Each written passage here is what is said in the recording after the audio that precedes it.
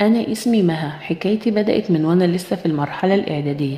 كان لسه عندي في الوقت ده 14 سنة.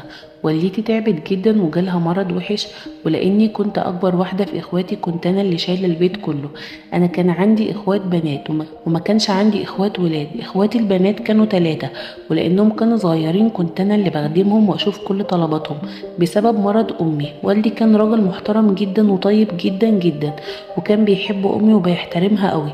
ولما امي تعبت بابا حزن جدا على امي ومرضاش انه يتجوز عليها زي ما كانوا اخواته بيقولوا له. كانوا دايما بيقولوا له اتجوز وهات واحده تخدمك وتخدم بناتك، وكمان تجيب لنا الولد اللي نفسنا فيه. لكن والدي كان بيزعل جدا من كلامهم ويقول لهم انه مستحيل يتجوز مره تانية، وان بناته الاربعه عنده احسن من 100 ولد. وعدت بعد كده شهور مامتي فيهم كانت بتصارع المرض كل يوم، وفي يوم المرض اتغلب عليها وتوفت أمي. في الوقت ده أنا كنت خلصت المرحلة الإعدادية ودخلت المرحلة الثانوية، بس بسبب موت أمي ومسؤولية إخواتي اللي بقت كلها عليا قررت إني مكملش دراستي. وفعلا سبت المدرسة علشان أتفرغ لخدمة بابا وإخواتي، خاصة إن بابا حتى بعد موت أمي مرضاش إنه يتجوز، وخاف علينا من إنه يجيب لنا مرات أب تكون ما تعرفش ربنا وتعاملنا وحش، وكرس حياته كلها لينا، بقى يشتغل ليل نهار علشان يقضي كل طلباتنا، كمان علشان يأمن لنا مستقبلنا. كان دايما يقول لازم أأمن لكم مستقبلكم علشان لو توفيت أنا كمان تلاقوا اللي تسندوا ظهركم عليه وما تتحوجوش لأي حد.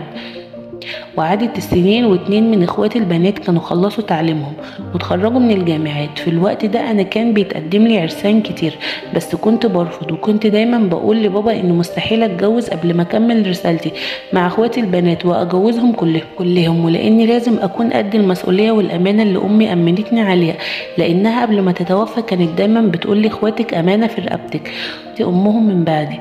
وبالفعل اختي اللي بعدي اتقدم لها عريس، وكنت انا اللي قايمه بدور الام ليها في الوقت ده. اتخطبت اختي، وقبل ما تتجوز كانت اختي التالتة برضو اتقدم لها عريس واتجوزوا هما الاتنين ورا بعض. وفضلت اختي الرابعة وانا، كانت اختي الرابعة لسه ما خلصتش دراستها، وانا كان برضو لسه بيتقدم لي خطاب. اختي الاخيرة قالت لي وافقي واتجوزي وما تقلقيش عليا علشان انا لسه قدامي الطريق طويل، ما تشغليش بالك بيا. بس انا مرضتش اسمع كلامها وحسيت ان لو اتجوزت وسبتها هي هتضيع، لان افعالها ومشيها كانوا متهورين شويه، لانها اخر العنقود وكانت متدلعه اكتر واحده فينا، وكمان لان امي توفت وسابتها لسه صغيره جدا، يعني ما لحقتش تشبع من حنان امي زي انا واخواتي البنات. رفضت برضو الجواز رغم محاولاتها الكتير هي وبابا، وقلت لها مستحيل اني اتجوز قبل ما اطمن عليك انت كمان زي اخواتك. وعدت بعد كده فتره واختي الصغيره خلاص اتخرجت من الجامعه، كمان بعدها لقت شغل كويس جدا. بس بصراحه انا كنت خايفه وقلقانه عليها جدا، لان في الوقت ده ما كانش بيتقدم لها اي عرسان، وكمان لانها زي ما قلت لكم كانت طايشه شويه. وعدت بعد كده فتره والحمد لله اخيرا اختي الصغيره اتقدم لها عريس كان صديقها في الشغل. اختي كانت عايزه ترفض، بس انا وبابا فضلنا انا وبابا نقنع فيها، مش علشاني ولا علشان انا عايزه اتجوز بعدها، لا علشان فعلا كان شاب كويس جدا ومحترم وكان يستحق ان اختي تديله فرصه تانية. والحمد لله فعلا اختي سمعت كلامي انا وبابا، بس بشرط هنطول الخطوبه فتره شويه علشان لو حست في اي وقت انها مش مرتاحه تبقى تسيبه على طول. وعدت الحمد لله فترة الخطوبة على خير، واختي عرفت ان انا وبابا كان عندنا بعد نظر، وان فعلا طلع شخص كويس جدا، وتعلقت اختي بيه وحبته جدا، والحمد لله تم الزواج على خير. بعد فرح اختي لقيت بابا بيقول لي خلاص بقى المفروض انك كده اديتي رسالتك على اجمل وجه.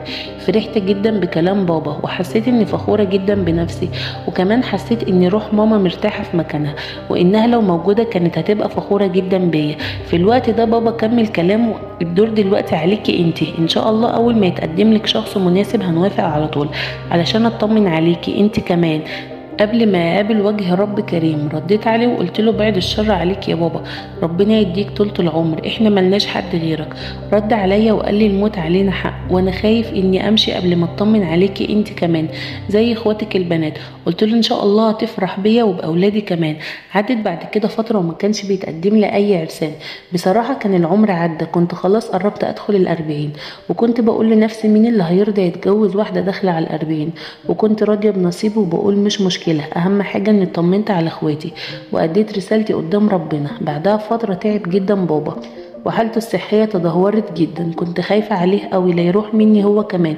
انا ماليش في الدنيا غيره بعد ربنا. اخواتي البنات كانت كل واحدة مشغولة في حياتها مع زوجها واولادها، وكنت انا اللي قايمة برعاية بابا كلها. كنت بدعي ربنا كل يوم يحفظهولي ويشفهولي، علشان هو الحاجة الوحيدة اللي بقيالي في الدنيا.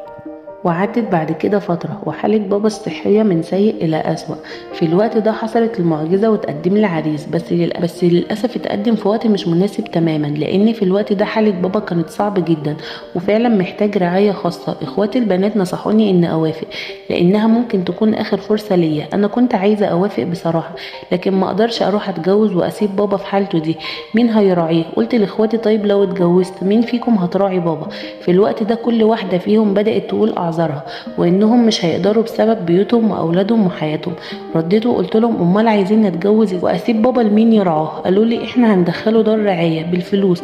رديت بغضب وقلت لهم انتوا شكلكم اتجننتوا، دار رعاية إيه اللي عايزين تدخلوا أبوكم فيها؟ قالوا لي هندخله دار رعاية وهنقسم الورث لأننا محتاجين لفلوس. رديت بغضب عليهم وقلت لهم يا خسارة تعب بابا وشقاه عليكم، يا خسارة سهره في الشغل وتعب عليكم. ده كان كل همه في الحياة إنه يأمن لكم مستقبلكم، وحرم نفسه من الجواز ومن كل حاجة حلوة في الحياة. في الآخر ده رد الجميل بتاعكم ليه؟ عايزين ترموه في دار رعاية وتاخدوا شقاه كمان بتتحججوا بجوازي؟ أنا مش هتجوز وهعيش طول عمري خدامة تحت رجلين أبويا. في الوقت ده سكت وما كانوش عارفين يردوا يقولوا إيه ومشيوا فعلا. رفضت العريس وأنا من جوايا راضية ومقتنعة جدا، مع إنه كان آخر أمل ليا في الجواز، بس حسيت إنه هو ده الصح وما كنتش حاسة بأي ذرة زعل أو ندم جوايا. وعدت بعد كده فترة وبابا توفى. حزنت جدا على موت والدي وحسيت ان خلاص ماليش حد في الدنيا، خاصة بعد اللي اخواتي كانوا عايزين يعملوه مع بابا الله يرحمه. وعدت بعد كده اسابيع من وفاة بابا. في اليوم ده لقيت اخواتي التلاتة جايين يطلبوا بورثهم. قلت لهم من حقكم، ومن غير اي حاجة انا كنت هكلمكم علشان نقسم الورث وكل واحدة فيكم تاخد نصيبها. ورث بابا كان عبارة عن مبلغ في البنك، والبيت اللي انا وهو كنا قاعدين فيه هو كان بيت مش كبير قوي، بس واخد ناصية على الشارع وموقعه كويس وسعره كويس. اخواتي ردوا وقالوا لي تمام كده احنا هندور على مشتري للبيت. قلت لهم مشتري ليه؟ انتوا ناويين تبيعوا البيت؟ قالوا لي ايوه. هو في ورث غيره؟ قلت لهم طب وانا اروح فين؟ ردوا عليا بكل برود وقالوا لي ما نعرفش، احنا اتحايلنا عليك علشان تتجوزي وانت اللي رفضتي. قلت لهم كنت عايزيني ارمي بابا ازاي واتجوز؟ قالوا لي ما يخصناش البيت وهنبيعه يعني هنبيعه. قلت لهم طيب خدوا المبلغ اللي في البنك ليكم انتوا التلاتة، انا مش عايزه منه اي حاجه مقابل تسيبوني عايشه في البيت. ضحكوا على كلامي بسخرية وقالوا لي ده من المستحيل، المبلغ اللي في البنك ما يجيش اي حاجة جنب سعر البيت، ولو استنينا لحد ما تتجوزي يبقى عمرنا ما هناخد ورثنا، لان انت خلاص قطر الجواز فاتك من زمان. في الوقت ده حسيت بحسرة وقهر وحزنت على العمر اللي ضيعت عليهم، لانهم طلعوا اندال وما يستاهلوش. وبالفعل اخواتي لقوا مشتري للبيت وباعوه وادوني نصيبي، بس للاسف المبلغ كان قليل ما يجيبليش شقة في الوقت ده. وعدى بعد كده اسبوع وصاحب البيت بعت باخلاء المنزل. في الوقت ده فضلت اعيط وما بقتش عارفه اروح فين ولا اجي منين. اللي اشترى البيت كان رجل اعمال، اخده علشان يهد ويبني مكانه عماره سكنيه. في الوقت ده ما كنتش عارفه اعمل ايه، بس جات لي فكره واني اروح لرجل الاعمال ده استسمحه انه يصبر عليا شويه لحد ما الاقي شقه اتنقل فيها، علشان ما عنديش مكان تاني غير البيت ده. وفعلا رحت له الشركه بتاعته وطلبت اني اقابله. استنيت ساعات علشان اقدر ادخل عنده واكلمه، وفعلا دخلت اخيرا. اول ما دخلت عنده لقيته شاب سنه ما يتعداش 45 سنه. قعدت وعرفته على نفسي، قلت له انا من ضمن ملاك البيت اللي هو اشتراه، واني بستسمحه يصبر عليا شويه لحد ما الاقي بيت. رد عليا وقال لي طيب انا ليه اعمل كده؟ قلت له مش فاهمه. قال لي ايه هو العذر اللي عندك اللي يخليني اوقف مشروعي علشان حضرتك؟ في الوقت ده صعبت عليا نفسي جدا، ولقيت نفسي بحكي له كل قصتي من يوم ما توفت امي لحد دلوقتي، واللي عملوه معايا اخواتي اللي ضيعت عليهم عمري، وان انا ما استاهلش منهم كده. ودموعي خانتني في الوقت ده، وقلت له انا بس طالبه من حضرتك 15 يوم اكون لقيت اي مكان اعيش فيه حتى لو اوضه، وانه ما يقلقش قبل ما المهله تعدي هيكون البيت فاضي. لقيته بصلي بصه طويله وهو ساكت وقال لي تمام معاكي 15 يوم. فرحت جدا واتشكرت ومشيت. بدات من تاني يوم ادور على مكان. كنت في حيره جدا مش عارفه اعمل ايه، المبلغ اللي معايا قليل جدا، انه يجيب لي شقه ويفتح لي اي مشروع صغير يجيب لي ربح اعيش منه، لاني لو اشتريت بالمبلغ كل الشقه طيب بعد كده هعيش ازاي وهصرف منين؟ ولو فكرت اشتغل مين هيشغل واحده عندها 40 سنه وكمان ما كملتش تعليمها؟ في الوقت ده فضلت ابكي وادعي ربنا وانا بصلي انه يوفقني ويسهل لي اموري. وكان عدى من ال15 يوم 10 ايام. اخواتي في الوقت ده كل واحده اخدت ورثها وشافت حياتها، ولا فكروا فيا ولا حتى واحده فيهم عرضت عليا ان اروح اعيش عندها لحد ما الاقي بيت، ولا حتى رفعوا سماعه التليفون يطمنوا عليا. في الوقت ده لسه بجهز نفسي علشان اخرج وابدا ادور على شقه. الباب في الوقت ده خبط، فتحت الباب لقيته راجل الاعمال اللي اشترى البيت. ارتبكت جدا ولقيت نفسي بقول له حضرتك اديتني مهله 15 يوم، عدى منهم بس 10 ايام، يعني لسه فاضل 5 ايام. بصلي وضحك وقال لي ممكن اتكلم معاكي؟ قلت له بلبخه اتفضل. ودخل وقعد وبدا ان يحكي لي حياته. انا كنت مستغربه هو بيحكي لي ليه الكلام ده. حكى لي وقال لي انه رجل ارمل ومعاه ولد وبنت، وزوجته توفت من 5 سنين، وان رفض فكرة الجواز خالص بعد وفاة زوجته علشان خاطر اولاده، وانه اولاده اهم واحسن حاجة في حياته، وانه بيشتغل ليل نهار علشانهم. رديت عليه وقلت له فكرتني ببابايا الله يرحمه، برضه عمل زيك كده. كمل كلامه وقال ان اهله نصحوه بالزواج كذا مرة عشان اولاده صغيرين جدا ومحتاجين وانه فعلا دور بس ما فيش واحدة حس انها تبقى حنينة وام لاولاده، لحد ما شافني.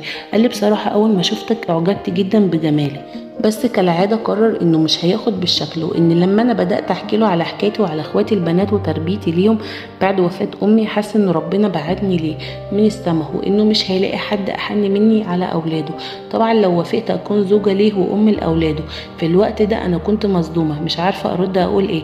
جيت اتكلم اتلبخت جدا في الكلام من شدة الصدمة. هو قاطعني في الكلام وقال لي انا عارف اني صدمتك بكلامي، علشان كده انا مش عايز ردك دلوقتي، انا هسيبك 5 ايام تفكري، لو لقيتي نفسك هترفضي فكري تاني في اولادي لانهم محتاجينك. هو قال لي كده وساب لي رقم ومشي، وانا مش عارفه انا كنت في حلم ولا حقيقه. معقوله ربنا سمع مني وبعتني اللي هينجيني من اللي انا فيه؟ معقوله هيبقى لي اسره بعد ما كنت ضايعه وماليش حد ولا مستقبل؟ صليت كتير وحمدت ربنا على كرمه معايا، وتاني يوم اتصلت بيه وقلت له اني موافقه، وتم الزواج بعدها باسبوع. وكمان بيت بابا اللي اخواتي باعوه لجوزي كتبه باسمي، وقال لي ده مهرك عشان عارف انك بتعزي البيت ده وحيل البيت ده يتهد، واني لو عايزه ممكن نتنقل نعيش فيه. حبيت جدا الفكره، وفعلا اتنقلنا انا وهو واولاده وعشت في بيت بابايا.